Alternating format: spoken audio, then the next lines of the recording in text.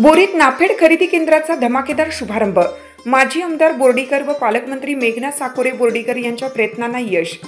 जिंतूर तालुक्यातील बोरी येथे शेतकऱ्यांच्या अपेक्षेप्रमाणे अखेर नाफेडच्या सोयाबीन खरेदी केंद्राला सुरुवात झाली।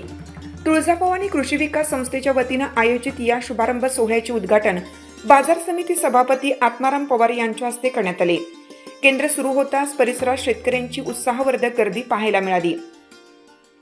कार्यक्रमात प्रथम मानणाऱ्या शेतकरी गोविंद कराळे, शंकर कदम, गंगाधर देशमुख, अमोल बकान, वैभव बकान, अनिल कराळे यांचा शाल श्रीफळ देऊन सत्कार करण्यात आला।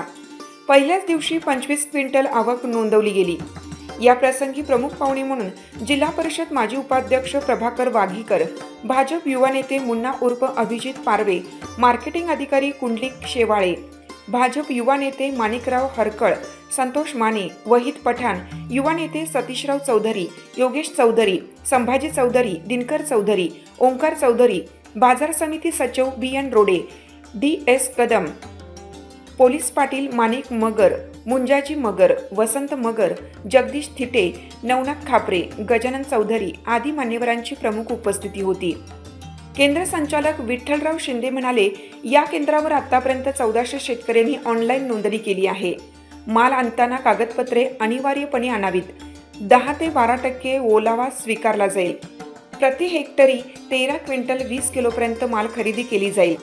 शेतकऱ्यांनी नोंदणी करून खरेदीचा लाभ घ्यावा।